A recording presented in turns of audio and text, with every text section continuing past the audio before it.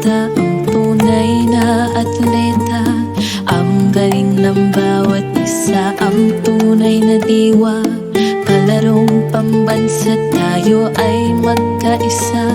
Para sa tagumpay, pangarap ng bawat isa. Mula sa hirap at pagsubok na dinaanan, pusong lumalaban at di